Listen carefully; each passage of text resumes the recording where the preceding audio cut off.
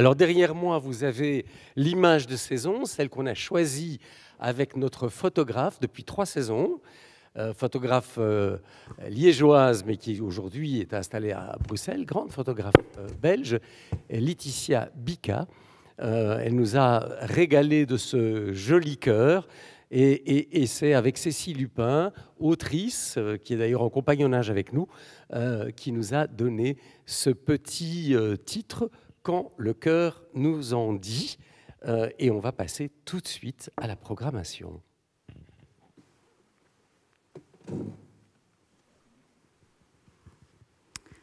On commence par vous représenter le cadre de l'association des Amis du Théâtre, même si pour la plupart, évidemment, vous la connaissez, mais pour les nouveaux, les futurs amis qui sont dans la salle, vous dire que notre association, elle a plusieurs missions, évidemment, des missions aussi bien à destination des spectateurs que des artistes.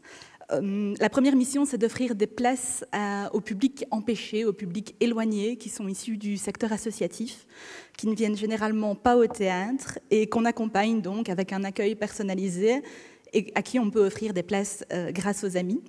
Une autre des missions de l'association est de soutenir la jeune création en Fédération Wallonie-Bruxelles, Delphine vous en parlait, durant le festival Émulation, puisque, comme vous le savez, on a un festival Émulation dédié à la jeune création qui a lieu tous les 2 ans au théâtre, pour lequel un jury international vient découvrir tous les spectacles et vote, remet un prix d'une valeur de 5 000 € qui est également financé par l'association, qui permet à ces jeunes compagnies, à ces jeunes metteurs et metteuses en scène qui sortent de l'école de pouvoir avoir une petite aide, un levier qui est souvent très, très important pour eux pour se lancer dans leur vie professionnelle. Cette année, le Festival Émulation a récompensé My Little Amy, que vous avez peut-être vu, le spectacle de Julia Huet-Alberola, qui promet vraiment d'être donc c'est un spectacle qui est en train d'être élaboré. On a déjà vu une forme très aboutie, elle va encore la remanier, le prix va les aider à retravailler ce spectacle, et puis vous aurez sans doute la chance de découvrir le spectacle, sans doute pas cette saison-ci, mais la saison prochaine au Théâtre de Liège. Quelques avantages aussi évidemment à intégrer l'association. D'abord la réduction de 30% sur toutes les places de spectacle de la saison. Un accès prioritaire à la billetterie, vous le savez, dès ce soir et pendant 2 semaines jusqu'au 2 juin, les amis ont une priorité à la billetterie pour réserver leur place et choisir leur siège. Et puis une série d'événements exclusifs, évidemment, vous le savez, des cocktails, des bords de scène avec les équipes artistiques, des excursions, des dîners, costumés ou non, le voyage à Avignon, évidemment, et une invitation ou à l'Orchestre Philharmonique ou à l'Opéra de Liège, chaque année avec nos amis des associations sœurs, amis de l'orchestre et amis de l'Opéra. La cotisation annuelle, elle s'élève toujours encore cette année à 50 €.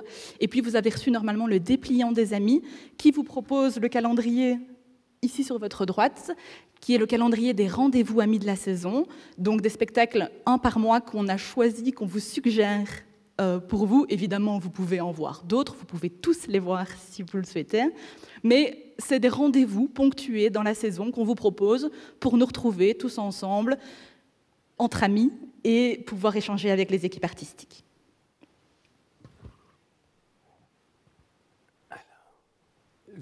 Alors, on vous a parlé, évidemment, on parle de l'association des amis, mais il y a d'autres réseaux. Il y a le réseau, bien sûr, des entreprises partenaires qui soutiennent l'activité du théâtre. On veut quand même le signaler parce que ce sont des entreprises majoritairement liégeoises qui nous aident. Vous verrez le petit logo, le petit CE, Club des entreprises partenaires du Théâtre de Liège. Vous le verrez apparaître sur les spectacles qui sont particulièrement aidés par ces entreprises que l'on remercie évidemment pour leur aide. Et puis, premier spectacle, je dirais, aux premières invitations de la saison. Je me bats un peu. Ah, voilà. Première invitation de la saison. L'École des maîtres, comme chaque année, nous commençons la saison en été avec des actrices et des acteurs de différents pays européens, de France, du Portugal, d'Italie, de Belgique, qui sont rassemblés avec un grand maître de la scène européenne. J'essaye de...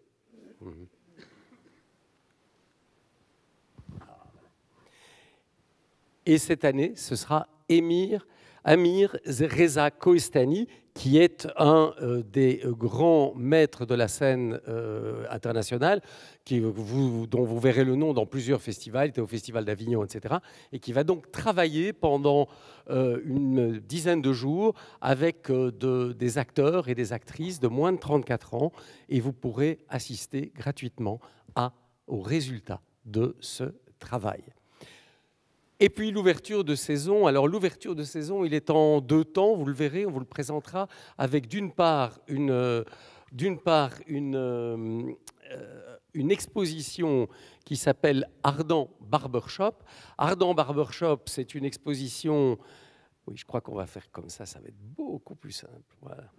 Ardent Barbershop, une exposition qu'on a demandée parce qu'elle rejoint le premier spectacle, la première création de la saison, qui s'appelle Barbershop Chronicle, dont je vais demander effectivement à Caroline de nous dire un petit mot, un grand spectacle de début de saison. Et ça me faisait penser, je crois il y a 15 jours, il y a une grande exposition au Palais des Beaux-Arts pour l'instant d'une des très grandes curatrices d'exposition sud-africaine, Koyo Kuo, qui vient de décéder. Je ne sais pas si vous l'avez lu dans les journaux. Elle était d'ailleurs la directrice de la Biennale de Venise, donc elle ne pourra pas officier puisque c'était la Biennale de Venise 2026. Et elle avait cette phrase qui, à mon avis, colle complètement avec la production qu'on veut vous présenter. Elle disait « Soyez gentils avec vous-même et soyez généreux avec les autres ». Eh bien, c'est un peu de ça dont ce spectacle parle. Absolument. Première grande production du Théâtre de Liège pour la saison prochaine, Barbershop Chronicles, pièce qui sera jouée en français, création francophone, pour cette pièce d'un dramaturge nigérian qui a obtenu depuis la nationalité britannique, qui s'appelle Inua Williams.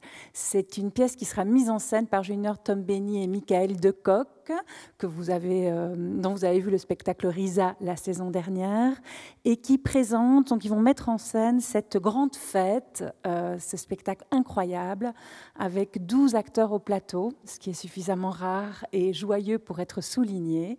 12 acteurs qui ont été choisis en Belgique, en Wallonie, en Flandre, en France, au Portugal et en Italie, et qui vont venir vous raconter l'histoire de 30 personnages qui, en une journée un peu singulière et très festive de finale de Ligue des Champions, vont voir leur destin se croiser à travers des petites scènes extrêmement drôles et très très vivantes et joyeuses. Et ces scènes auront lieu dans 6 barbershops différents.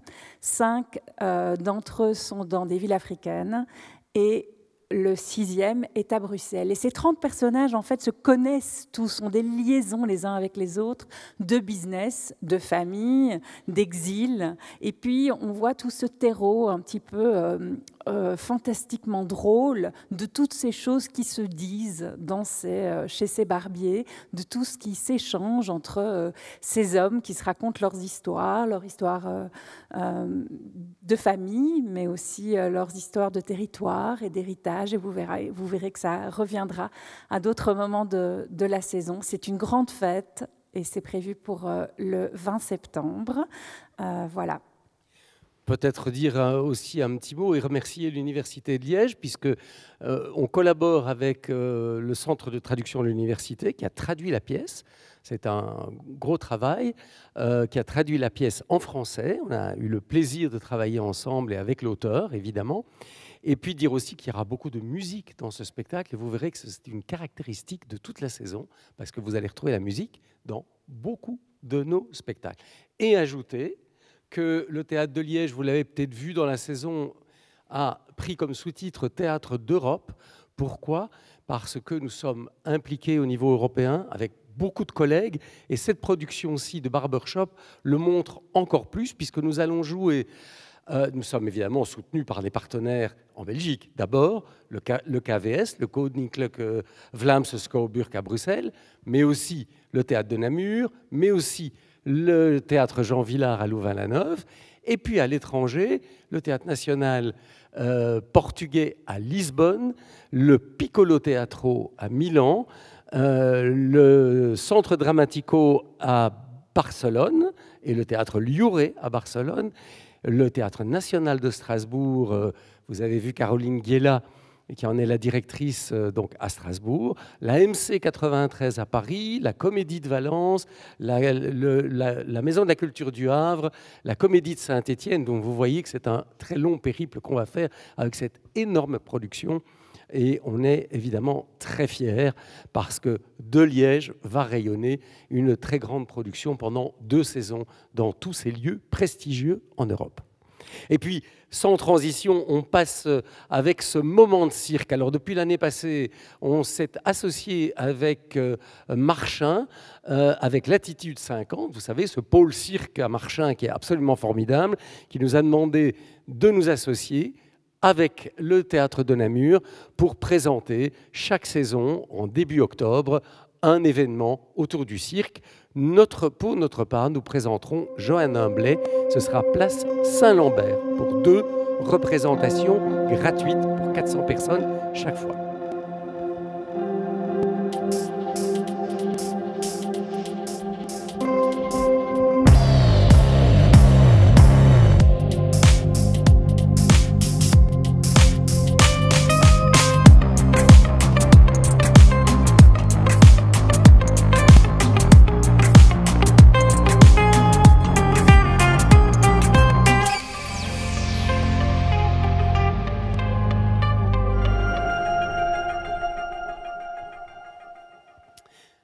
Alors, ce qui est peut-être aussi important de dire, c'est que Johanne Humblet est d'origine liégeoise. Alors, ça fait toujours une petite fierté. Elle est née ici et puis elle est partie faire le cirque de l'école du cirque en France. Et puis la danse, sans transition. La danse, petit avant-goût du festival Pays de Danse, avec un partenariat inédit avec la Biennale de la danse de Charleroi Danse pour 2 spectacles en création au Théâtre de Liège, à commencer par, de toute façon, on est en 2012, de Lorraine d'Ambremont. Alors Lorraine, vous l'avez découvert justement dans Pays de Danse 2024. Elle était venue avec un spectacle qui s'appelait De 3/4 face. C'était une sorte de tutoriel d'autodéfense chorégraphique sur un sample de Johnny Cadillac. Alors, je ne sais pas si vous vous souvenez, mais c'était extrêmement drôle. Et ici, elle nous présentera donc le 2e volet de ce diptyque, qui s'appelle Mes années bagarres, inspiré des clashs, qui sont des sortes de petites vidéos qui circulent sur les réseaux sociaux. Et c'est en réalité un phénomène assez violent de confrontation par posts interposés, dans lesquels des ennemis jurés s'envoient des missives, des insultes, des menaces. Et ici, avec ce matériau un peu documentaire, et un peu comme dans Toujours de 3/4 face, Lorraine développe un matériau hyper surprenant, un langage illustratif qui, conjugué avec son explosivité, promet un résultat qui va castagner. C'est assurément drôle et c'est assez rare pour être noté et souligné. Et puis, Cassia Undead, de notre artiste compagnonne Lara Barzac. Alors ici, Lara s'empare de la figure de Cassia de Constantinople, qui est donc la célèbre compositrice byzantine du Moyen-Âge. C'était un répertoire d'ailleurs qui est étonnamment moderne. Elle était féministe avant l'heure. Sur scène, nous aurons 8 interprètes exceptionnels, dont 2 chanteurs qui ont la capacité de se heurter à ce répertoire magistral et polyphonique. Et ici, en fait, l'œuvre de Cassia est un point de départ, car Lara et son équipe souhaitent utiliser ces textes pour honorer les défunts dans une sorte de rituel de nécromancie et de divination. Il y aura une esthétique hyper moyenâgeuse, très colorée. On a les artistes des ateliers Indigo, qui sont des personnes en situation de handicap, qui ont fabriqué des immenses tapisseries qui vont décorer la scène. On a hâte, on était en répétition tout à l'heure et on a vu des moments de chant suspendus. C'était sublime.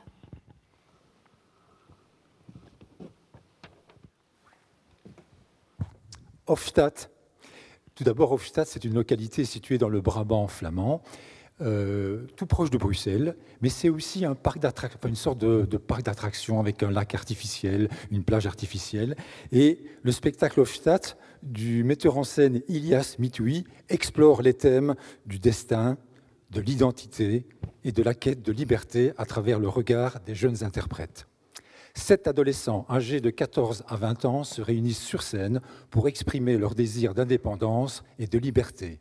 Ils plongent dans un univers fictif où ils explorent différentes facettes d'eux-mêmes, remettant en question les rôles que le Racing leur origine et leur milieu socio-économique. On va voir un teaser, mais juste vous dire que si autour de vous, il y a des jeunes qui vous disent « moi je n'aime pas le théâtre, ça ne m'intéresse pas », c'est l'occasion de repasser par son adolescence, de refaire une sorte de crise d'adolescence joyeuse et plus saine, de remettre ses révoltes au bon endroit. Je dirais que c'est comme ça que je pourrais résumer le spectacle.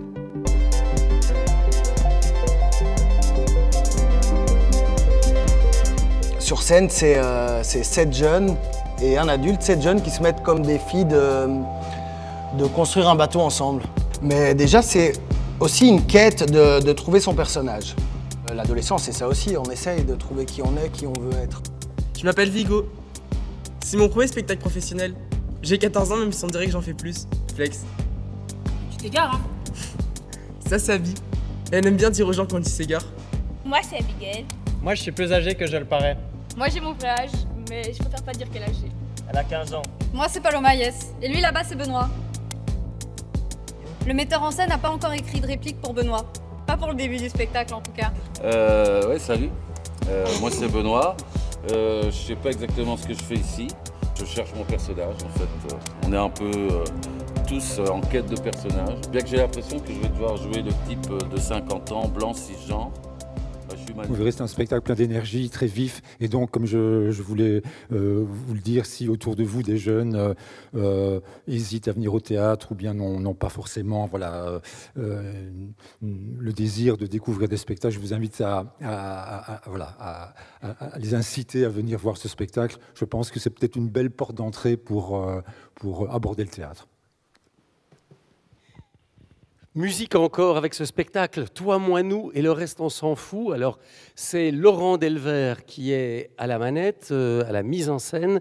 Laurent Delvert est un metteur en scène français qui a beaucoup travaillé à la Comédie Française, qui nous a régalé d'ailleurs avec un Musset il y a 2 saisons ici, et qui nous revient aussi avec une histoire d'amour, mais une histoire d'amour qui est plus personnelle, car il a retrouvé en rangeant le grenier chez ses parents, une boîte à chaussures avec toute une série de lettres que ses grands-parents s'écrivaient. Car ses grands-parents avaient été séparés au début de la guerre et ils ont été séparés pendant 7 ans. Et pendant 7 ans, ils ont réussi à s'écrire et à s'envoyer des lettres. Ils ont attendu la fin de la guerre avant de pouvoir vivre ensemble. C'est une magnifique histoire d'amour. Et c'est à la fois la petite et la grande histoire qui se rejoignent dans cette pièce, avec l'aspect musical et un texte qui est écrit par Nathalie Ronvaux. C'est une coproduction du Théâtre de Liège, c'est une production du Grand Théâtre de Luxembourg, mais avec des comédiennes et des comédiens également belges. C'est un spectacle qui fait partie de la sélection Amis aussi, c'est le 2e. Vous aurez un bord de scène, donc l'occasion d'échanger avec l'équipe artistique à la fin de la première représentation.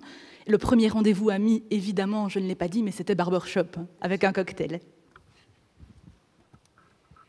Les Cariatides, alors on ne les présente plus, c'est des grandes prêtresses du théâtre d'objets. Elles ont adapté de grands classiques de la littérature avec tout un tas de petits objets qu'elles animent. On a vu ici Les Misérables, Frankenstein ou encore Madame Bovary. Il me semble qu'elles étaient artistes associées jusqu'en 2023. Et ici, elles se lancent dans l'adaptation de Crime et Châtiment de Dostoïevski. Rien que ça. Alors, sans spoiler, et juste pour rappel, Crime et Châtiment, c'est l'histoire d'un jeune étudiant qui vit à Saint-Pétersbourg, qui est plutôt accablé par la misère, qui est révolté par les injustices et qui finit par commettre un double crime. À la suite du quoi, rongé par la culpabilité, il passe du crime au châtiment, il tombe malade et pris d'épisodes de panique, il sombre dans de profonds tourments. C'est à la fois une réflexion sociale, une vertigineuse plongée dans l'âme humaine, et c'est un spectacle qui sera accessible à partir de 12 ans et à voir en famille. Nouvelle production du Théâtre de Liège, là aussi en collaboration avec la maîtrise de l'Opéra Royal de Wallonie, Après le feu, mis en scène par Sarah Seigno-Bosque. Ça va être une création extrêmement originale pour une jeune femme qui a écrit un livret sur une histoire d'une jeunesse, d'enfants, qui, à la suite d'un grand incendie qui a laissé la terre exsangue, décident tous de quitter leur confort et leurs parents et l'autre génération pour partir ensemble marcher et réinventer quelque chose un autre monde possible qu'ils vont aller chercher en allant chercher une trace de vie quelque part loin dans un horizon un peu plein de cendres. Ça, c'est le départ. Ce sont ces enfants qui marchent, ces 20 enfants qui vont chanter devant vous en direct, donc ces enfants de la maîtrise de l'Opéra Royal de Wallonie, qui vont être accompagnés par 2 musiciens, un violoncelliste et une contrebasse et un violon. C'est magnifiquement accompagné également par le grand Philippe Grand-Henry, cet acteur incroyable que vous avez déjà eu l'occasion de voir souvent au Théâtre de Liège et ailleurs. C'est très beau. C'est un grand spectacle familial, musical. C'est une épopée, comme ça, avec des très très belles images de ces enfants qui se prêtent au jeu d'une mise en scène très très précise. C'est un enchantement tellement la musique est belle et on a eu la chance d'avoir des extraits de répétition cette semaine. Et croyez-moi, ça va être un grand moment. Venez en famille, parlez-en autour de vous. C'est quand même rare, la création contemporaine de la musique comme ça, et c'est vraiment une très très grande réussite qui s'annonce. Voilà. Un autre spectacle de la sélection Amis qu'on vous propose pour venir avec vos enfants et vos petits-enfants, puisqu'on vous sait friand de ce genre de spectacle. Et puis, quelques rêves oubliés. Alors, quelques rêves oubliés, vous avez peut-être pu y assister, c'était en 2018, dans le festival Émulation, ici, sur ce grand plateau. Ça nous avait absolument bouleversé. C'est un texte d'un auteur japonais qui s'appelle Orisa Hirata, dont on a déjà présenté plusieurs textes d'ailleurs, et qui a été mis en scène par Camille Panza.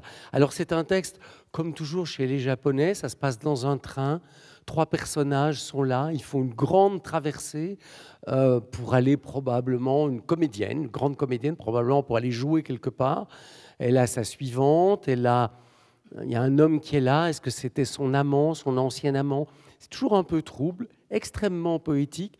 Ça va parler de ses rêveries avec le regard qui fuit sur les paysages qui passent. Et en même temps, comme toujours chez les Japonais, ça parle de choses essentielles de manière très légère. C'est à la fois aigre-doux, tellement subtil. C'est formidablement joué par Gwen Berrou, qui est une comédienne qu'on voit assez peu sur nos plateaux, qu'on voit pas mal au cinéma et dans les téléfilms, mais à mon avis, à mon goût en tout cas, trop peu sur les plateaux. Et c'était un très grand spectacle, le spectacle se redonnant, on voulait absolument vous le représenter, parce que c'est à la fois une très grande écriture et un très bon spectacle. Et puis, Iphigénie à Splott. Alors on connaît cette jeune fille, le nom de cette jeune fille sacrifiée de l'histoire antique, puisque, vous vous en souvenez, Agamemnon a préparé sa flotte pour partir à l'assaut de Troie, et Agamemnon attend que le vent se lève, mais malheureusement le vent ne se lève pas, et les dieux lui intiment de tuer sa fille Iphigénie. Iphigénie, c'est le symbole de la jeune fille sacrifiée. Dans ce texte-ci, ce texte de Gary Owen, qui a été monté au Théâtre de Poche à Bruxelles et qui a beaucoup tourné, qui a reçu d'ailleurs, vous le verrez, les prix Maeterlinck de la mise en scène, de l'interprétation. Cette jeune fille, elle vient d'une banlieue anglaise, très pauvre, d'une banlieue où règne la violence, la drogue, mais elle est sacrifiée, mais elle a aussi une révolte en elle qui est absolument salutaire. On va voir quelques extraits. Bon, je sais ce que vous vous dites quand vous me voyez bourré dès le matin, là, à zoner. Vous vous dites pauvre poufiasse, sale traînée. Quand je m'affiche dans la rue, vous baissez cache les yeux, me regardez en face, vous y arrivez pas. Parce que moi, j'ai ma vie à 100 000 à l'heure, en fait. Je fais ce que je veux, quand je veux. Oh, regardez, j'ai ça pour vous si vous trouvez hardi. Parce que le seul moyen pour moi de tenir la semaine, c'est une série de gueules de bois. Je parle pas d'un gentil petit mal de tête, hein. Non, je parle des vraies gueules de bois, là. Les enfoirés qui laminent la cervelle pendant 3 jours. Je le serre tant que je peux et alors je l'embrasse. Je l'embrasse. Et l'embrasse. Et l'embrasse. et l'embrasse. Et ça a été la fin de ma vie. À côté de moi, y'a personne! Logan! J'ai perdu mes pouvoirs ou quoi, les gars? Qu'est-ce qui se passe? Aucun homme me résiste. J'ai bien dit aucun.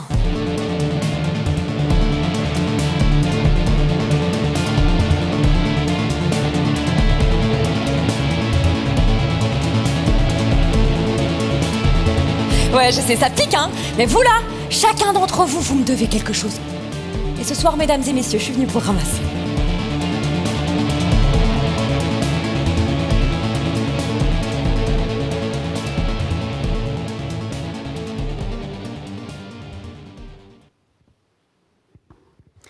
Les enfants de la vallée, par les Ateliers de la Colline, un théâtre bien connu dans le domaine du jeune public, tout public, une compagnie qui existe depuis 40 ans.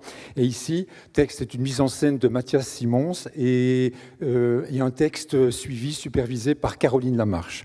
Eh bien, Les Enfants de la Vallée est un spectacle tout public à partir de novembre, inspiré des inondations de juillet 21 dans les vallées de la Vesdre et de l'Ourthe. On y suit Camille, une enfant bouleversée qui ne parle plus depuis que la rivière est sortie de son lit.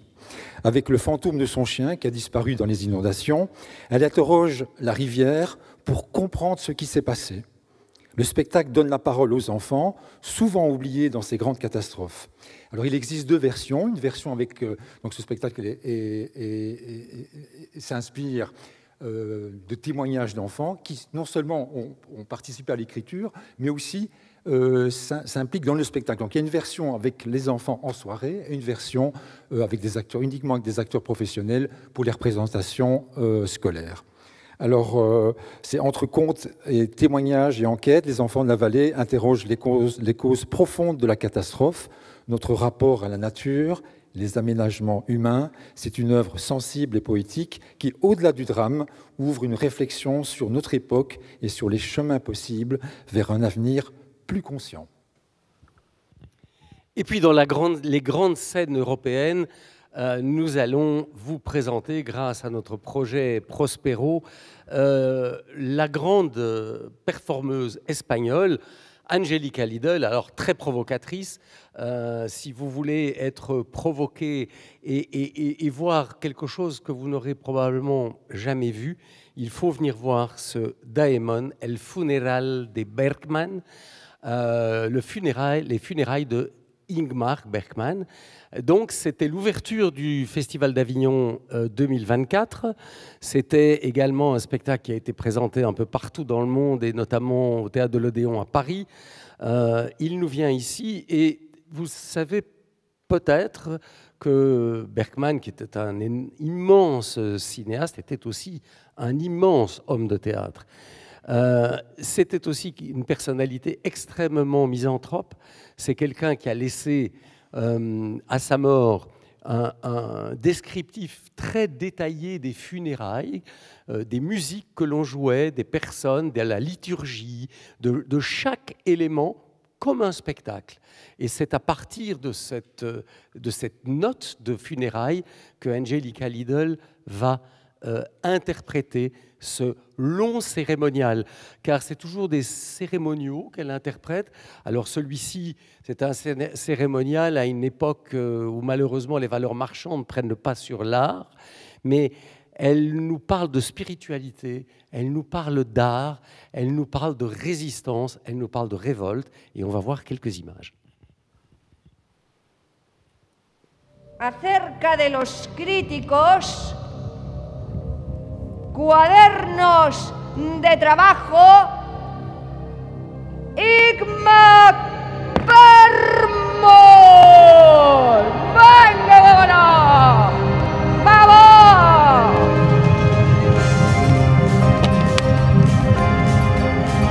¡Vámonos!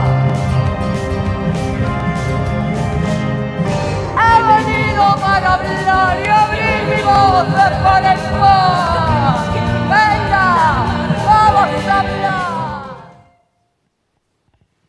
Voilà, Europalia Espagne sera, je pense, ce sera le clou, en tout cas en art de la scène, que nous aurons la chance de présenter ici à Liège. Et puis, par grand vent, du duo formé à l'ESACT, Benoît Pierret et Eleonora de Razziotto, qui développe une écriture extrêmement sensible, comme surgie de l'enfance, un brin absurde, mais beaucoup moins déconnecté du réel qu'il n'y paraît. Alors, dans Par grand vent, nous voyons à nous figurer mentalement un ancien palais sur un plateau quasiment nu, dont on apprend au fil de la pièce qu'il fut aussi une prison et bien d'autres choses. Ce sont des marginaux qui œuvrent à se fabriquer une vie dans ces ruines, en dehors des schémas dominants. Peu à peu, on reconnaît des éléments de tragédie grecque, des personnages typiques de l'Antiquité qui débarquent, des coryphées, des messagères, ou une femme qui vient régulièrement honorer la sépulture de son frère.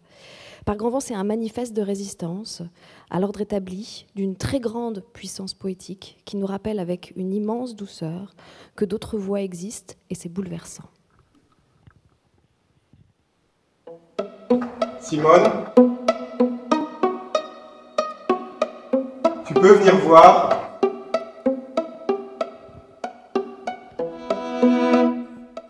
Eux aussi, ils sont là.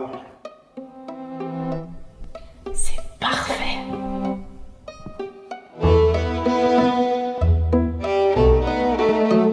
C'est quand même dommage, non? De quoi? De ne rien en faire, de laisser l'endroit comme ça, à moitié à l'abandon. Ouvert à tout vent, à n'importe qui, à n'importe quelle proposition.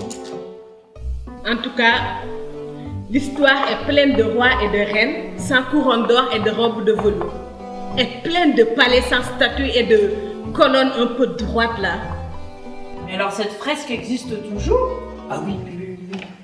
Avec tout ce temps qui est passé, elle n'a pas été effacée.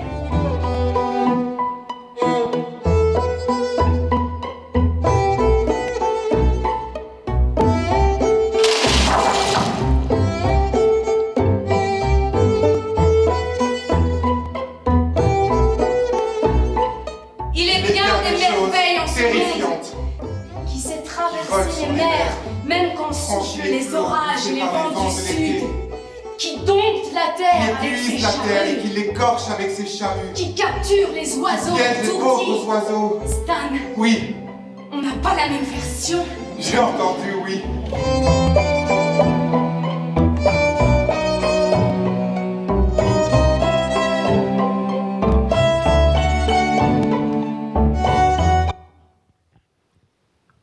Et puis, autre spectacle musical, autre grande scène européenne, et cette fois-ci, on passe en Allemagne, c'est la Schaubühne de Berlin, un des très très grands théâtres en Europe, qui nous vient avec ce Bucket List. Je crois que c'est la première fois que Yael Ronen, cette metteuse en scène assez réputée, enfin très réputée en Allemagne, nous viendra, avec aussi une comédie musicale, 1h10 pour cette histoire un peu étrange de cet homme qui se réveille un matin et qui s'aperçoit que le monde autour de lui a complètement changé, mais pour le pire. Et cependant, il a encore quelques réminiscences, dans les coins de sa tête, quelques souvenirs. Alors, ces souvenirs le gênent, et il va essayer de trouver une start-up qui se promet d'effacer les souvenirs. Il va voir, mais malheureusement, comment pouvez-vous vivre sans souvenirs ? C'est toute la question qui va se poser dans ce spectacle, qui est drôle, qui à la fois aborde des thématiques graves, difficiles, mais qui, en même temps, les aborde avec énormément d'humour, et vous verrez, avec une virtuosité de jeu et de chant exceptionnelle. On Saturday morning, I wake up under the ruins of my former reality.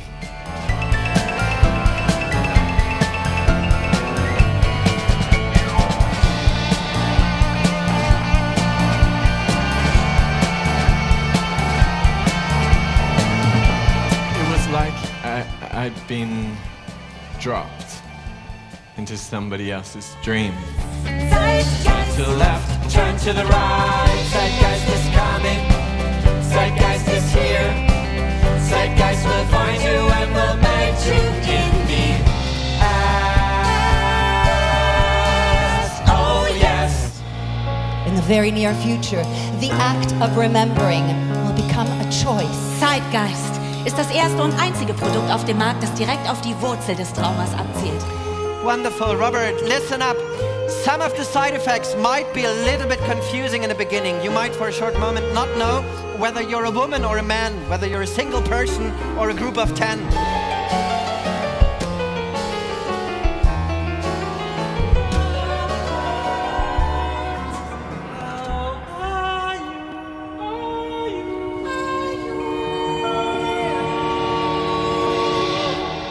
Horrible! What happened? Le spectacle, ce sera évidemment surtitré. Bien sûr.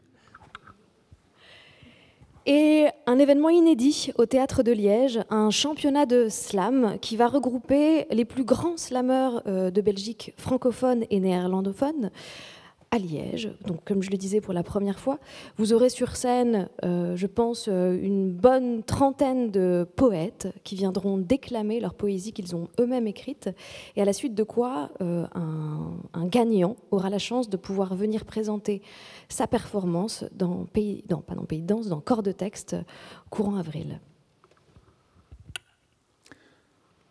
Rumba.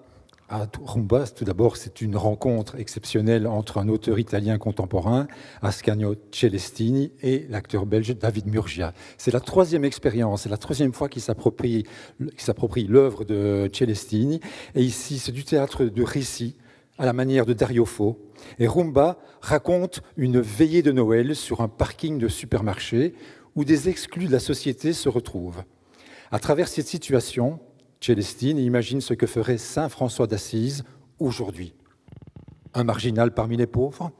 Avec humour et poésie, il interroge notre regard sur la pauvreté moderne. Et Rumba, c'est à la fois une danse et un genre musical populaire né à Cuba, mais le mot signifie fête en espagnol. La rumba devient alors une métaphore des gens ordinaires, de leurs paroles, de leur manière de vivre. Et nous poursuivrons la fête avec un cocktail à l'issue de la première représentation avec les amis et l'équipe du spectacle et David Murgia. Et Foxy's, encore un rendez-vous familial dans le cadre de Noël au théâtre. Je suis particulièrement heureuse de les inviter parce que ça fait plusieurs fois qu'on essaye de les faire venir. Et là, ils nous disent, mais et si on faisait comme on avait 10 ans? En fait, 4 trentenaires se retrouvent et se demandent où est passée leur insouciance d'enfant. La magie du théâtre et un mystérieux renard les projettent dans une sorte de discothèque désaffectée qui rapidement devient leur terrain de jeu, le lieu des cabanes à rêve, ou prendre un peu de recul face aux désillusions du monde. C'est un spectacle évidemment tout public, à partir de 9 ans, à voir en famille. C'est drôle, c'est une écriture généreuse, joyeuse, et on voit le teaser. Moi, à 10 ans, j'ai pété la gueule d'un gars. Mais non!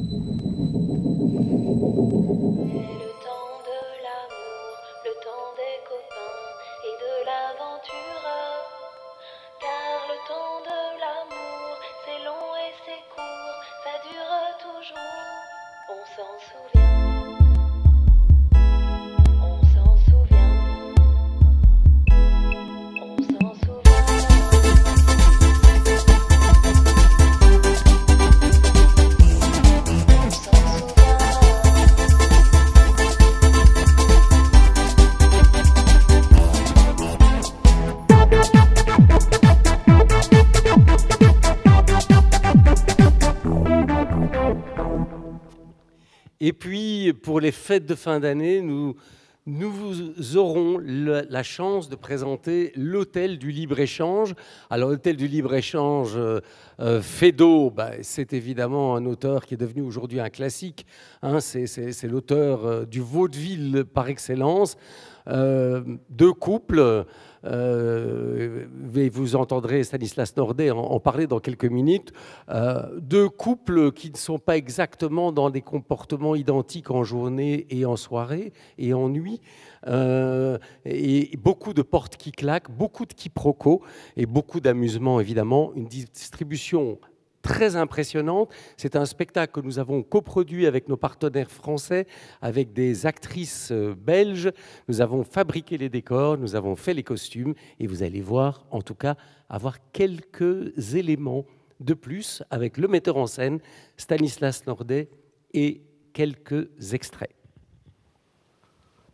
L'intrigue est assez simple, il s'agit de sexualité dans le couple, finalement. Si on résume, ce sont deux couples d'amis qui ont chacun dans leur couple une question le soir quand ils se couchent. Chez les Pinglet, monsieur a une sexualité débordante et pas madame, et chez les Paillardins, madame a une sexualité débordante et pas monsieur. Donc évidemment, les deux Monsieur Pinglet et Madame Paillardin vont être tentés d'aller consommer quelque part. Rien ne va se passer comme prévu, évidemment, sinon il n'y aurait pas de vaudeville.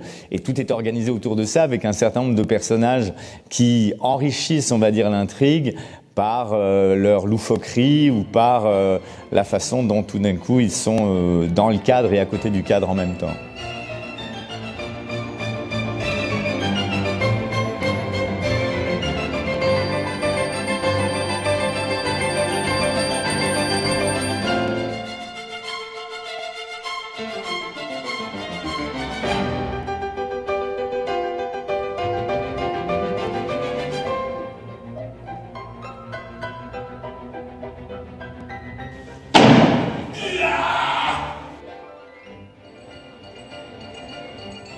C'est le spectacle des fêtes de fin d'année. Et si vous n'êtes pas disponible le soir de la Saint-Sylvestre, on a une date amie, le 4 janvier, pour nous retrouver ensemble autour de ce spectacle de Feydeau. Autre création dans la salle de l'Œil Vert, Je t'aime plus loin que toi. Deux artistes, acteurs, actrices, couple à la vie, couple à la scène, Fabrice Had, Valentine Gérard, qui sont deux acteurs et deux actrices qu'on voit souvent ici. Pourquoi? Parce qu'ils sont à Liège, ils habitent à Liège, et ils nous parlent toujours de sujets extrêmement loufoques. Vous vous souvenez peut-être du spectacle de Fabrice Had, 14 juillet, qui était aussi sur le ratage. Ici aussi, ils vont avoir des aspirations, des grandes aspirations pour faire du théâtre, mais malheureusement, là aussi, rien ne se passe comme ils le voudraient, et tout s'enchevêtre. Alors, ça promet d'être loufoque, ça promet d'être drôle, c'est en création, et ce sera présenté en janvier prochain.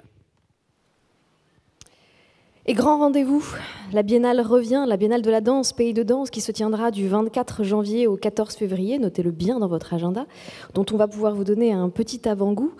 Et on vous présentera d'ailleurs le programme complet en octobre-novembre de la saison prochaine. Et donc là, ce sera une édition qui fait la part belle à nos territoires et à nos héritages. Nous viendrons interroger notre passé, ce que nous voulons transmettre aux générations futures, à nos legs culturels. On regardera dans le passé pour éclairer l'avenir. J'ai eu la chance de programmer ce festival en collaboration avec Caroline, et nous accueillerons des artistes qui viendront de Belgique, de France, d'Espagne, d'Amérique, des Britanniques. On accueillera des Américains, des Argentais, des Thaïlandais. Et on commencera par Notte Morricone, qui est un spectacle d'un metteur en scène qui s'appelle Marcos Moro. C'est sa première visite de ce chorégraphe catalan, qui, avec sa compagnie La Véronale, a créé une œuvre magistrale. Ces spectacles ont été présentés à la Biennale de Venise, au Festival d'Avignon, à Sadler's Wells, à Londres. Il développe des spectacles extrêmement visuels, des tableaux vivants, hyper esthétisés, avec souvent des décors et des costumes hyper impressionnants. Et ici, avec la compagnie Ater Balletto, qui lui a commandé un spectacle hommage à Ennio Morricone, mais je n'en dis pas plus parce qu'on a un magnifique teaser. 1, 2, 3.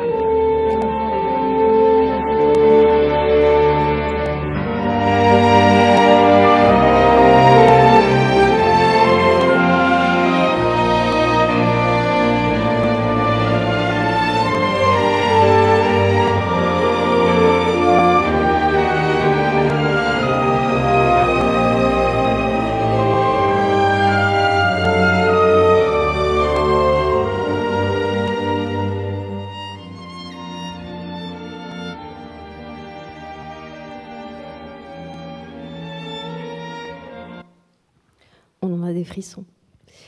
Et spectacle de clôture du festival, Antigone, par le chorégraphe Traja Larel, chorégraphe américain qui nous fait l'immense honneur de venir recréer au Théâtre de Liège l'une de ses premières œuvres européennes. Alors Trajal s'est fait connaître dans le monde entier avec ses œuvres combinant la tradition du voguing, qui est un style de danse qui a été développé à Harlem dans les années 80, et la danse postmoderne. Il tisse ainsi des liens entre des cultures a priori très éloignées l'une de l'autre, et dans Antigone, Trajal s'empare du texte de Sophocle et nous plonge dans ce que ce mythe d'Antigone a de plus contemporain. Les interprètes défilent sur des podiums lumineux, tronquent leurs costumes contre des talons aiguilles, se taillent des toges dans des carrés de soie et aussitôt, ils sont transformés en Antigone qui s'éleva contre l'autorité. Je vous présente un petit teaser qui est...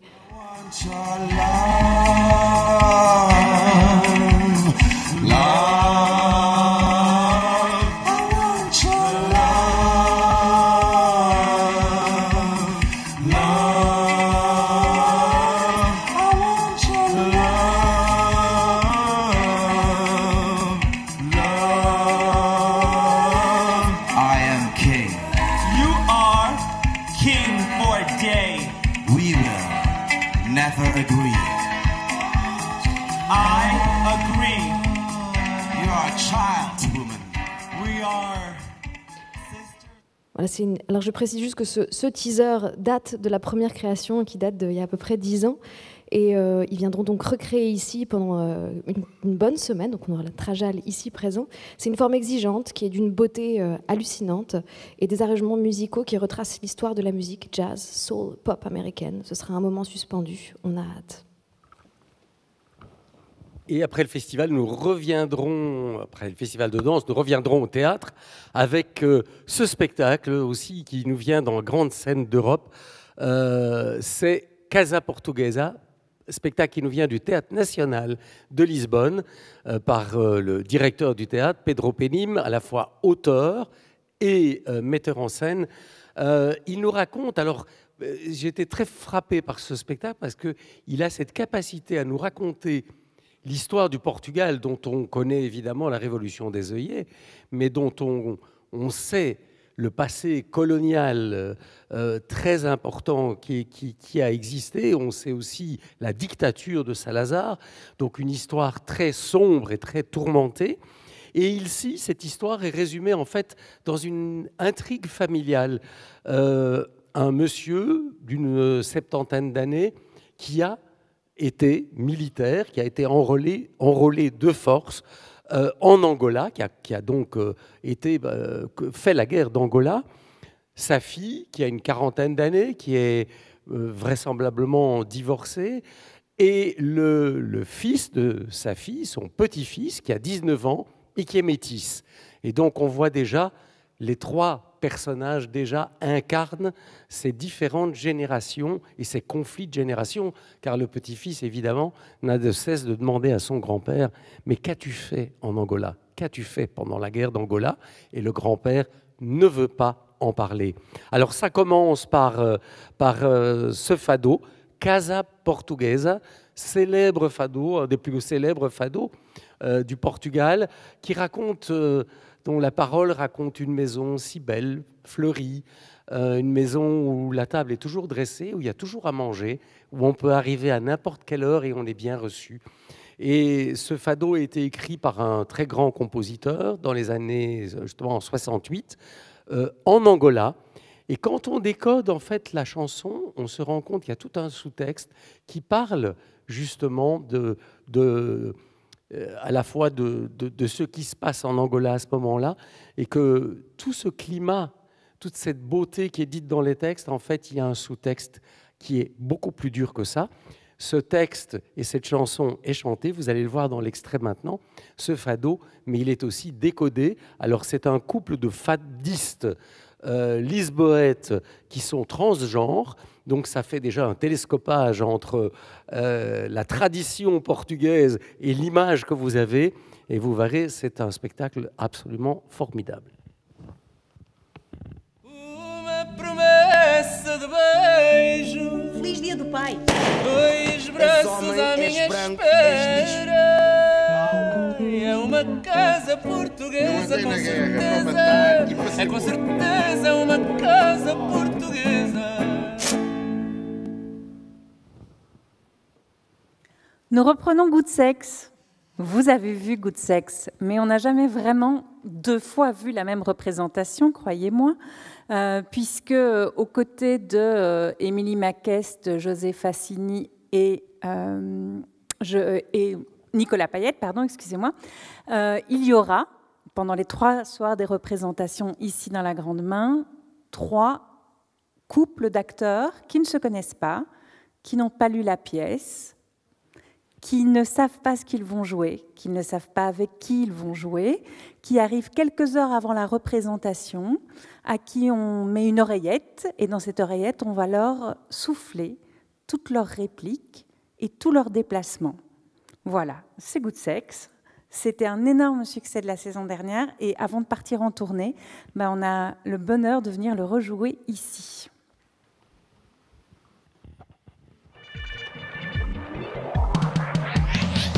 When everybody leaves you lonely, times are west and sad, and the world is falling on your head. Just remember, for all you know, good or bad, come on me.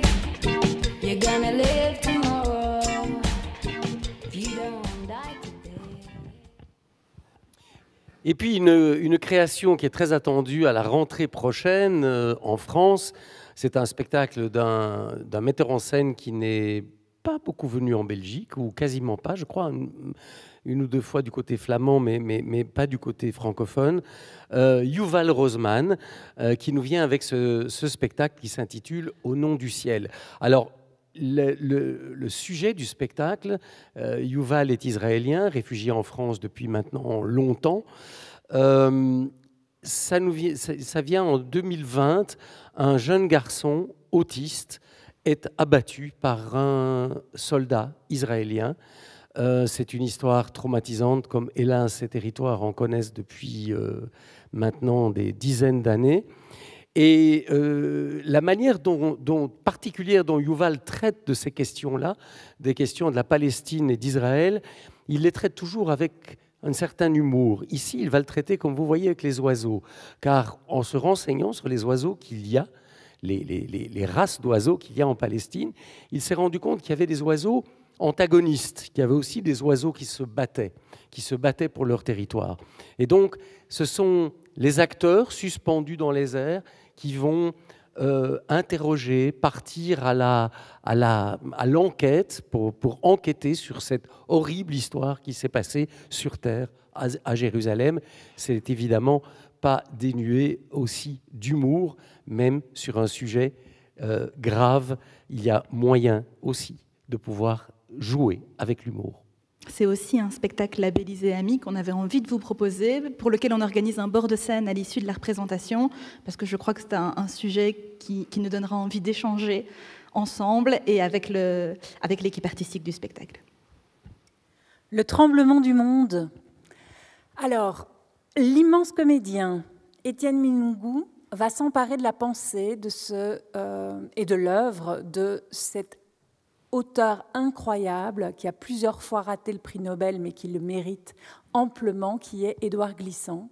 Pendant une soirée, seul en scène, à la parole accompagné de musiciens en direct, il va vous proposer un spectacle extrêmement joyeux et vous faire entendre cette langue, cette intelligence, cet esprit brillant qu'est Édouard Glissant, qui va vous parler du monde tel qu'il est et tel qu'il devient, des humanités qui le peuplent. Voilà, c'est un spectacle d'une immense délicatesse, c'est un moment suspendu avec un interprète incroyable, un petit bijou comme ça, voilà, qu'on vous propose au mois de mars. Et puis, vous verrez aussi Moutouf. Alors Moutouf, peut-être vous vous en souviendrez, nous l'avons créé, je crois que c'était en 2018, dans la petite salle avec une brochette de comédiens formidables. On va reconnaître là, il y a Yasmina Douyeb qui est sur le plateau, mais il y a aussi Othman Moumen, par exemple, et une brochette de comédiens qui ont la particularité d'avoir aussi une double origine. Une origine du Maghreb et une origine en Belgique. Alors, comment combinent-ils ces deux sources, ces deux racines? C'est d'ailleurs pour ça qu'ils s'appellent Moutouf, parce que dans la cour de récréation, on les appelait les Moutouf. Ils vont nous parler comment peut-on aimer le couscous et en même temps aimer la saucisse. Voilà, c'est aussi très joyeux. C'est plein de surprises et on va voir quelques images. C'est un gros succès. Ça a continué à jouer depuis 2018 jusqu'à aujourd'hui et on veut le reprendre pour le plaisir de tous. Je m'appelle Monia comme dans le slow. Mes parents se sont embrassés pour la première fois sur ce slow. Je m'appelle Hakim Nicolas Brahim Guilin. Mes parents m'ont appelé Hotman avec un H placé bizarrement. Si au moins il avait été devant, ça pouvait le faire. Hotman, l'homme chaud, mais non. Myriam, je m'appelle Myriam. Quand on me demandait comment je m'appelais quand j'étais petite, des fois je disais Charlotte, c'était plus simple. Et puis pour celles et ceux, et je sais que vous êtes nombreux, qui aiment les beaux textes, alors vous avez vu cette saison des classiques, des textes. Ici, c'est un texte contemporain, mais quel texte? C'est un texte de Tiago Rodrigues. Alors vous avez déjà vu ou peut-être assisté à certains spectacles. On a présenté Sopro, en portugais traduit, surtitré. On a présenté... Catarina. Comment? Catarina ou la beauté de tuer les fascistes. Tiago Rodrigues est un immense auteur. Il est aussi actuellement le directeur du Festival d'Avignon. Les amis qui étaient l'année dernière au Festival d'Avignon ont vu et ont adoré, enfin, je crois pouvoir le dire, Écube, pas Écube, qui était un spectacle fait avec les comédiens et les comédiennes de la Comédie Française. Et ici, il nous vient avec ce Cœur des amants. Alors c'est un petit bijou, c'est 1 heure de spectacle. Ce Cœur des amants nous raconte finalement l'histoire d'un couple. Il va commencer, il démarre un moment extrêmement tragique. C'est pour ça qu'il s'appelle Le Cœur des amants. Vous le verrez tout au début de le petit extrait qu'on va vous présenter, car elle a eu une crise d'asthme extrêmement sévère. Elle doit être emmenée à l'hôpital. Elle le raconte et lui raconte ce qu'elle a eu, ce qui lui est arrivé, qu'il a dû l'emmener à l'hôpital. Et c'est ces deux trajectoires de ces deux vies qui se croisent, qui s'entrecroisent, qui vont se poursuivre jusqu'à leur disparition. C'est émouvant, on pleure, on rit, on est ému. C'est absolument magnifique. Elle s'est réveillée et m'a demandé si je l'entendais. Sa voix était fluette, éteinte. Sa voix était presque inexistante. Sa voix défaillait. L'air lui manquait. J'ai répondu, oui, je t'entends parfaitement. Et elle a dit, je n'arrive pas à respirer. J'ai déjà utilisé la ventoline et pas d'effet.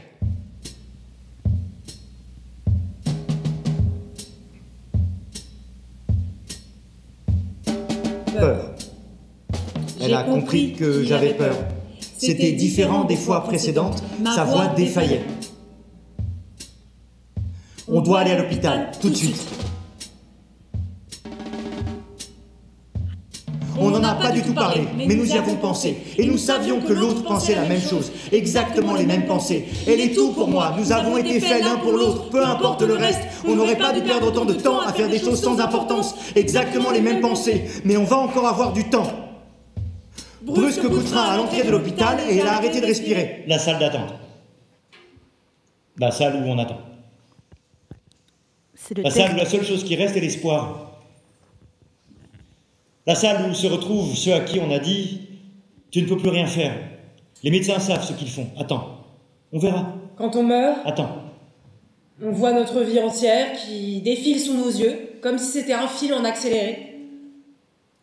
Mais je crois que je suis en train de mourir et je ne vois pas ma vie qui défile sous mes yeux, je vois un film. Scarface, avec Al Pacino. On a le temps. On a le temps. On a le temps. C'est évidemment un spectacle de la sélection Amis. C'est le dernier rendez-vous Amis de la saison, donc nous aurons un cocktail pour célébrer ce spectacle. Et pour ceux qui viennent à Avignon en juillet, nous verrons également une pièce de Thiago Rodriguez. Une traversée, théâtre d'objets et marionnettes. Une traversée est un spectacle librement inspiré de la traversée du miroir de Lewis Carroll. On y suit une enfant, Alice, qui revient dans cette histoire. Pendant que les adultes s'affairent dans une maison en ruine, elle s'endort et passe de l'autre côté du miroir. Là, elle entame un jeu de survie sur un grand échiquier où elle apprend à résister, à grandir, à affirmer son identité. À travers ses yeux, le spectacle explore la puissance de l'imaginaire face à un monde absurde, ravagé par la guerre. Grâce à la marionnette et au détournement d'objets, les deux créatrices plongent le public dans un univers où la logique enfantine devient une force vitale contre la violence et la manipulation. Donc là, vous voyez, on quitte l'univers de l'auteur Lewis Carroll dans une époque victorienne pour ramener vers quelque chose de beaucoup plus contemporain. Et je vous assure que les manipulations des marionnettes et des objets, c'est vraiment très impressionnant parce que moi, j'ai assisté à des moments de répétition et je me suis avancé dans un contexte déjà d'éclairage et j'ai cru, et j'allais spontanément saluer une des marionnettes, Alice, parce que tellement elle était vraie, quoi. Et comme je suis poli, je me suis dit, oui, je vais... Mais, et j'ai été un peu perturbé. Et donc, c'est vraiment... alors, à partir de 10 ans, on peut voir ça en famille. Ça nous transporte comme ça. Il y a plein de personnages étranges qui arrivent. C'est très amusant aussi et émouvant. C'est un spectacle qu'on avait programmé la saison passée, donc peut-être en avez-vous déjà entendu parler, peut-être aviez-vous vos places aussi. On a dû l'annuler pour des raisons de santé, on le reprogramme cette saison-ci, on est très très heureux. Donc si vous aviez vos places, n'hésitez pas à les reprendre dès ce soir. Autre texte de Feydeau, Le Dindon. Le Dindon, c'est toujours des histoires de couple, des histoires de couples bien rangés la journée, mais qui, la nuit, voient les démons sortir de terre. Voilà, ce sera extrêmement burlesque, puisqu'il y aura une forme véritablement de cabaret qui sera qui sous le regard de Aurore Fatier qui nous avait régalé avec son Aida et qui aujourd'hui dirige une grande scène en France. Elle nous revient avec ce Dindon qui est pour l'instant en création, où vous reconnaîtrez aussi beaucoup d'artistes qui ont été ici sur les plateaux à Liège. Autre grand rendez-vous du Théâtre de Liège, Corps de Texte, qui est donc un festival qui est dédié à la littérature, et en tout cas le lien entre la littérature et les arts de la scène, qui est coordonné par Simon van den Bulck, et qui aura lieu du 14 au 18 avril. C'est un temps fort qui, cette année, fera un point d'honneur à la littérature marocaine francophone. Nous aurons l'occasion d'accueillir le grand romancier Abdelataya. Nous aurons aussi également une conteuse marocaine, Halima Hamdan, qui ravira les petits et les grands. Et pour ouvrir ce festival, nous avons la chance de pouvoir présenter Face à la mer, un texte écrit par l'auteur haïtien Jean-René Lemoine et qui a été mis en scène par le grand metteur en scène néerlandophone flamand Guy Cassirs, qui est un metteur en scène qu'on ne présente plus vraiment, mais qui a été vraiment à l'initiative, en tout cas un précurseur des nouvelles technologies sur scène, notamment des vidéos extrêmement, enfin en tout cas très grands metteurs en scène qui génèrent des images extrêmement polysémiques grâce à ces vidéos. Et ici, le texte de Jean-René Lemoine, c'est l'histoire de sa mère, en fait, qui, après 20 années passées en Afrique puis en Europe, avec sa famille, repart dans sa terre natale, en Haïti, qui est donc un pays abandonné par tout le monde et par le monde entier, et qui meurt tragiquement dans ce pays lointain. Et quelques années après, le fils décide de lui donner rendez-vous, par-delà la mort, pour lui confier tout ce qu'il n'a jamais osé lui dire. C'est un document biographique qui est poignant. C'est un texte qui parle beaucoup de la réalité de l'exil, des conflits intergénérationnels, de la vérité d'une tragédie dont il faut se libérer pour accepter l'immense fragilité du monde. Et on a quelques extraits magnifiques. Nous l'avions quitté ensemble, ce pays, moi hurlant dans vos bras puisque je n'avais que 2 ans, et ma sœur un peu plus grande, sans doute plus calme, absorbée par le paysage. À quoi pensiez-vous en quittant ce pays? Saviez-vous que vous le quittiez pour 20 années et qu'à votre retour, il serait déjà détruit? Aviez-vous peur sur le tarmac de l'aéroport François Duvalier qu'on ne vous laisse pas partir? Votre père et votre mère vous ont-ils accompagné? Saviez-vous que vous leur parliez pour la dernière fois et qu'ils mourraient quelques années plus tard sans que vous les ayez revus? Peut-être dire que le texte, vous pouvez lire le texte, il est publié au Solitaire intempestif et d'une certaine manière, il est aussi lié à la Belgique car de retour d'Afrique, Jean-René Lemoine et sa mère ont vécu à Bruxelles. J'étais moi-même au conservatoire avec Jean-René Lemoine, donc dans les mêmes années. Donc voilà, donc il y a aussi un lien, un attachement avec la Belgique. Et Karin Challa de Yousra Dari et Mohamed Wanchen, traduisé par Ça va aller ou Ça va bien se passer. Alors c'est l'histoire d'une fille unique de parents marocains installée en Belgique. Elle a la trentaine. Yousra, elle est éducatrice spécialisée, elle est animatrice radio, autrice, slameuse. On va peut-être d'ailleurs la voir dans le championnat qui aura lieu chez nous. Et elle a une écriture incisive. Et ici, dans ce solo, en forme de stand-up autobiographique, elle revient sur son adolescence marquée par le syndrome de l'enfant unique et par les injonctions du collectif, par des enseignements qui sont parfois contraires et surtout par un profond désir de construire sa propre identité. Elle décortique dans ce spectacle les mécanismes de socialisation de son adolescence qui vont définir en partie sa féminité. Et il y a un extrait. Non, c'est même pas un extrait, c'est un teaser.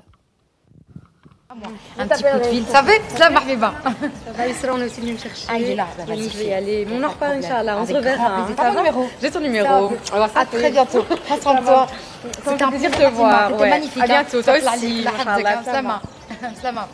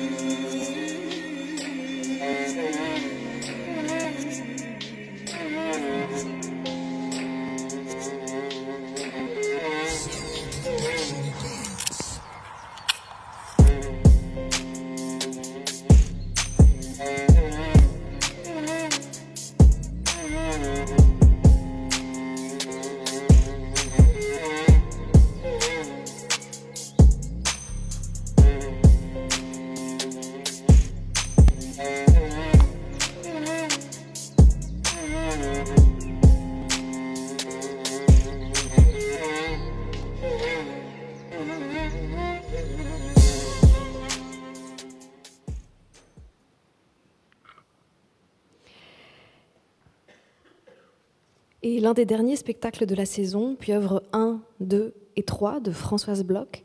Alors Françoise Bloch, c'est un monstre du théâtre documentaire. Elle est dramaturge, c'est une grande pédagogue, elle enseigne dans les plus grandes écoles européennes de théâtre.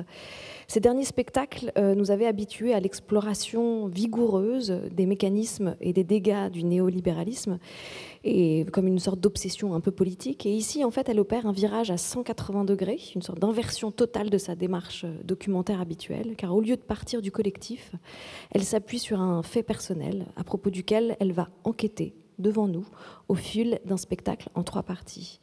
On y découvre Françoise Bloch, seule en scène, actrice inattendue, qui nous invite à suivre le chemin de sa pensée. C'est le chemin de son deuil. C'est une œuvre tentaculaire qui, pour moi, est l'apogée du théâtre documentaire. Ce spectacle tend à nous réparer individuellement, mais aussi collectivement. C'est un spectacle qui aussi parle du territoire liégeois, des lieux, des personnes, tout y converge et qui rend hommage à l'immigration italienne de notre ville.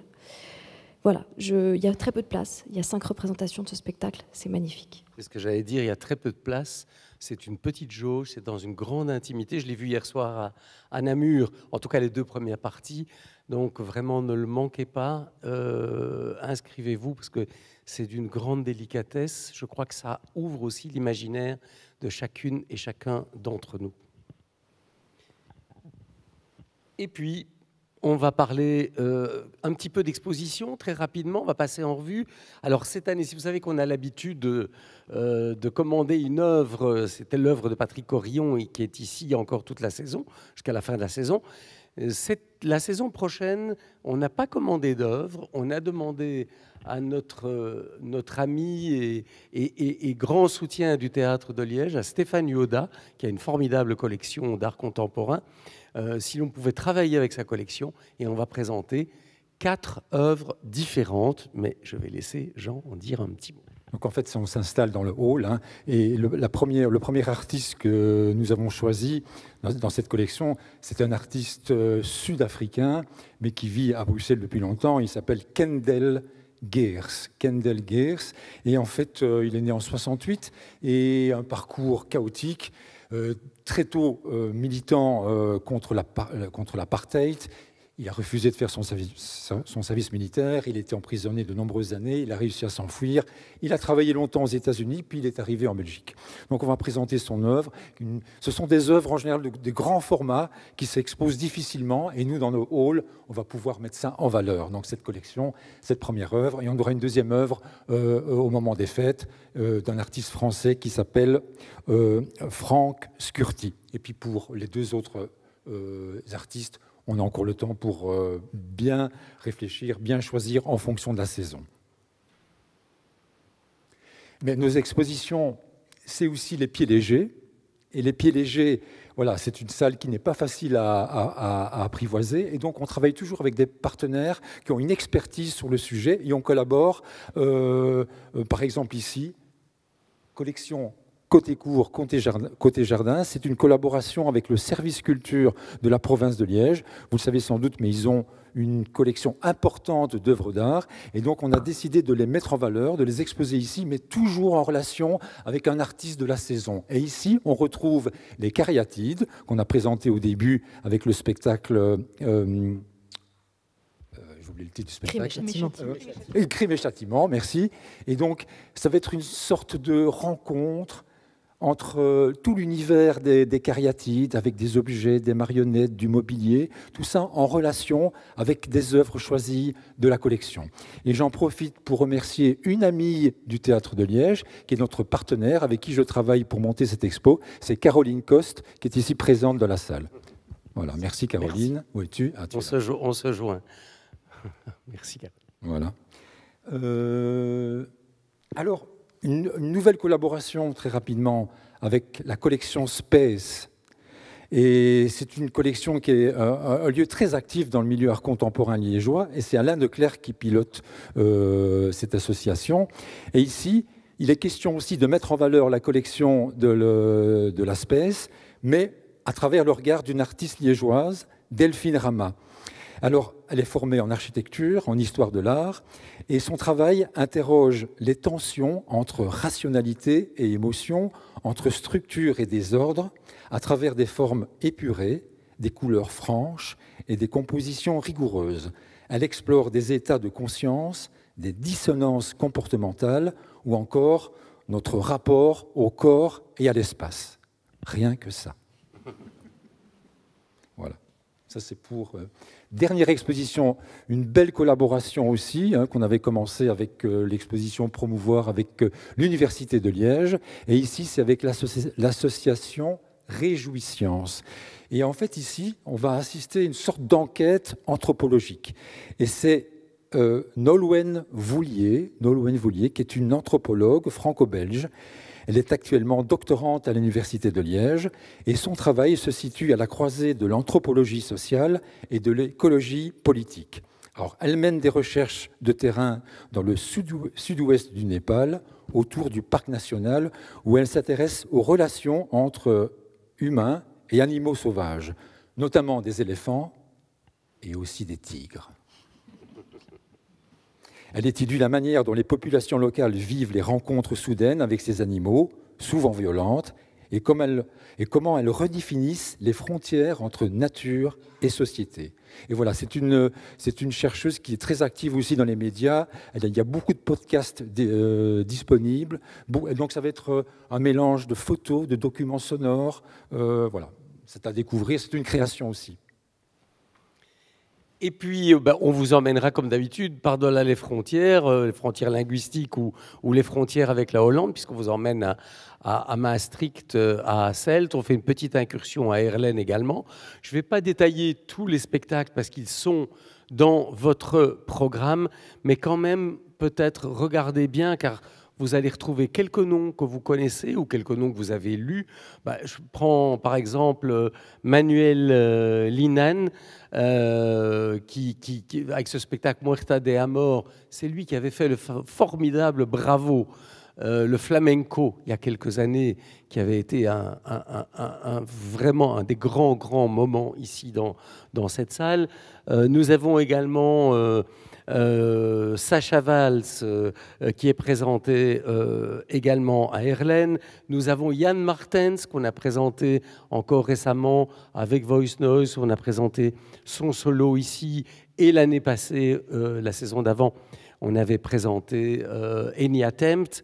Et puis, il y a le grand chorégraphe belge, flamand, Sidi Larbi Cherkaoui, avec aussi un très grand spectacle. Donc voilà, c'est aussi une incursion avec des chorégraphes qu'on n'a pas forcément, certains qu'on a vus, certains qu'on n'a pas eu l'occasion encore de vous présenter. Voilà, nous sommes arrivés au terme de cette riche saison. Vous le verrez, il y a, donc, comme on vous l'a dit, il y a beaucoup de propositions différentes. Il y a beaucoup de textes cette fois-ci. Il y a des propositions qui sont infiniment plus courtes que l'année passée. Il se faisait que l'année passée, on avait beaucoup de spectacles longs. Ce n'est pas le cas cette année, au contraire, c'est plutôt beaucoup de spectacles courts cette année.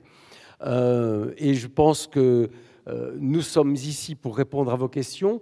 On va pouvoir rejoindre le Café des Arts qui s'est transposé dans notre hall. Ainsi, nous pourrons prendre un verre ensemble et répondre à vos questions, à vos interrogations et vous conseiller si vous le souhaitez. Et puis, Salomé va nous donner le mot de la fin. Merci d'avoir été là d'abord. Vous dire que si vous avez des amis, des collègues, de la famille qui n'ont pas pu être là ce soir, qui veulent devenir amis, on peut très bien faire ça à la billetterie. Vous avez 2 semaines de priorité pour réserver vos spectacles et prendre votre cotisation amie. Et puis, il y a d'autres présentations de saison, évidemment. Celle-ci était filmée, vous l'avez vu. Mais si vous voulez conseiller d'autres présentations à vos proches, n'hésitez pas à leur dire que nos présentations prochaines seront le 2 et 12 juin prochain. Il y a encore de la place, donc tout le monde est le bienvenu.